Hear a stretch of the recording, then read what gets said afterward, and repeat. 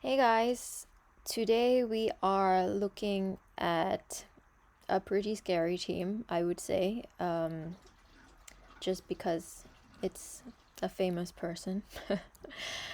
And I don't really expect to win, but I just want to give it a go. I do only have one shot, unfortunately, because I'll be kicked out of Platinum if I don't get this.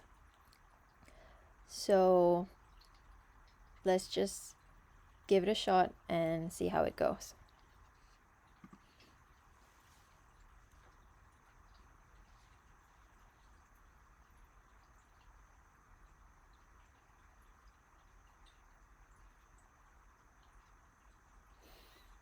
Okay, so Sigil's mana gain is 25. She only needs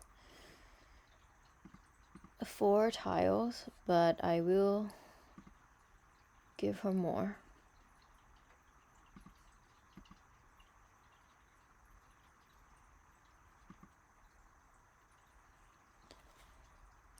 And I think this will be enough to charge up Nephra.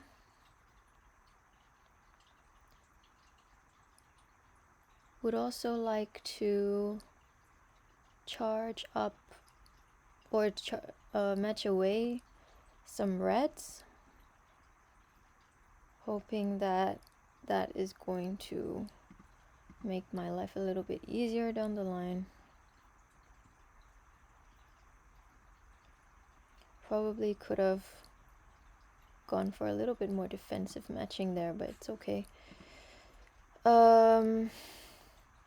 Have 41 mana to go and 26, so 2 tiles will do it. And I can see which ones I want to do.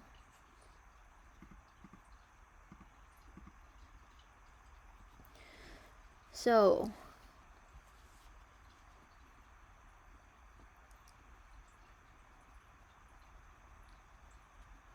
I'm not sure who I could feasibly take down at this point. Maybe this guy, since his health is already so low. Najar's going to take a turn. Najar will target one of these two. So her stats: defense 2200, 2900. Oops, no, wrong button. Well, okay. Choice was made for me.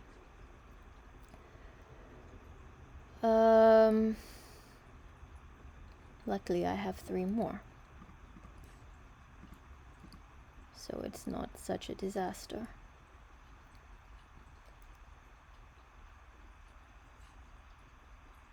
So we can go for this.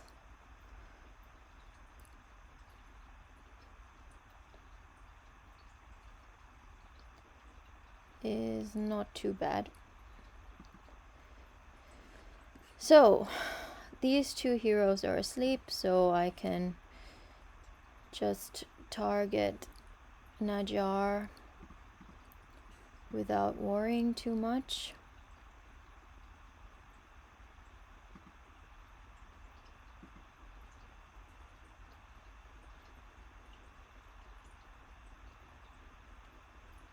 Alright. Strybog is coming up next.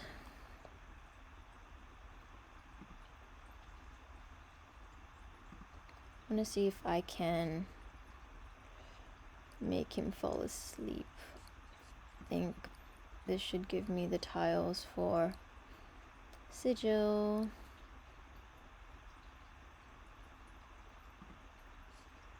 Not sure I am targeting Najar here.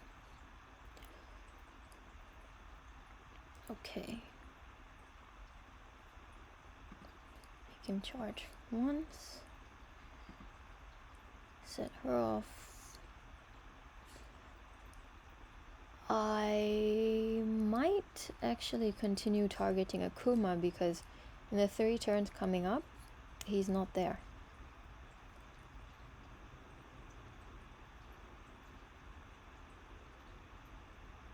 Okay, so what do I want to do? I think I carry on with my blues and I try to do also... Okay, maybe I can Soul Link her. Maybe I can do some yellows.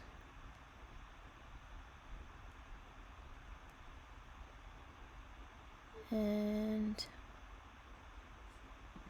I can safely kill Akuma because the next 2 are still sleeping.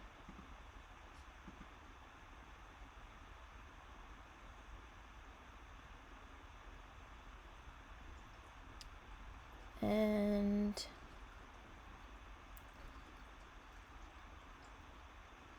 I hope this doesn't wake them up. Yeah, perfect.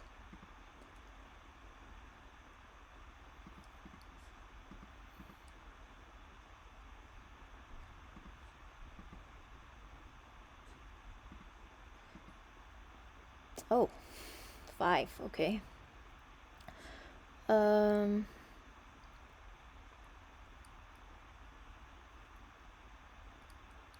That is very good. Only the tanky heroes left. Let's put them to sleep again. Let's go for Najar.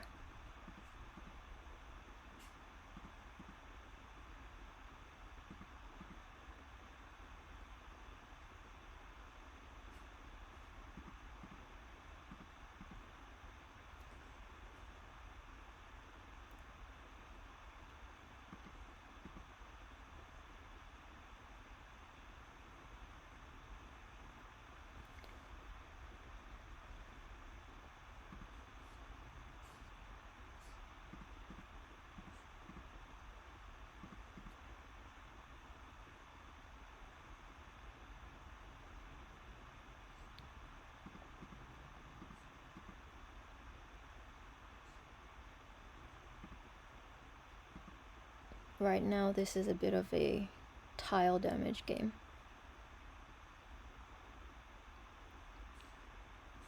And I'm hoping I can finally take out Najar with this one. Oh, they're doing that 5 turns thing again.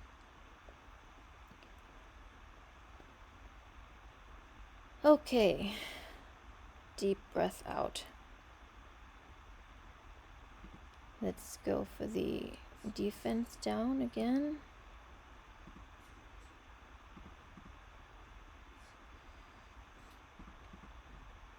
These heroes don't like greens, so let's give them some greens.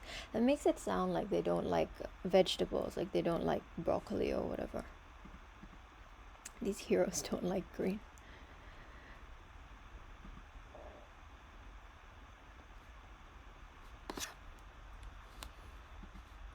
Sleep. Okay, Aurora didn't want to fall asleep, so let's try to tile her.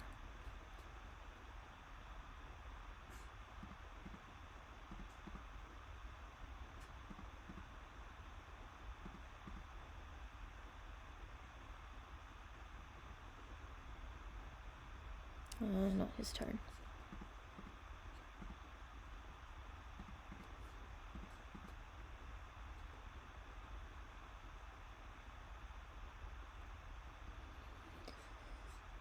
More greens.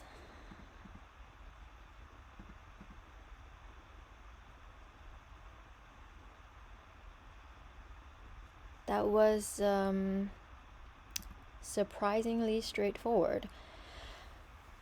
And I think, honestly, with all of the battles that I've seen, both the ones that I've done and the ones against my team, thank you to everyone who has recorded that and sent them. By the way, I really appreciate seeing how my team works. I have seen a lot of crowd control being used on offense, and I think that really speaks to the fact that crowd control is really big in the meta right now. I would even say it's too big because it's got to the point where you just bring in your crowd control heroes and you can just shut down a team, and it becomes a speed game of who can get the crowd control on the enemies first. It's just not practicable to think that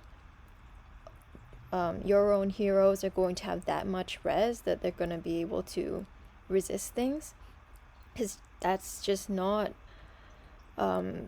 they're just never going to have enough res for that. Like, Tycho has so much passive accuracy that he's going to blow through the res in most cases. And someone like Zarkon also is going to have a high accuracy build because that's how he gains speed. So maybe with a character like, I don't know, Freya, who might have a little lower accuracy because she needs to have other stats, there is a chance that you might be able to resist that. But given that there are heroes that can be built with pure accuracy and very little of anything else, I think that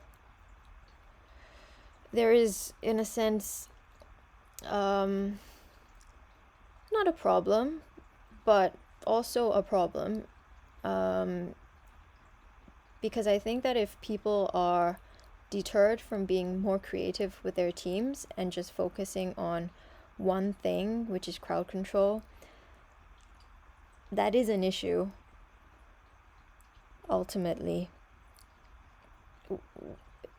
I think what we don't want to see is people just shutting down teams using a standard set of heroes. I think what we want is people being creative and adapting to the defense teams that they're going up against, and actually thinking about what heroes are going to be useful for the situation, rather than just kind of using default teams.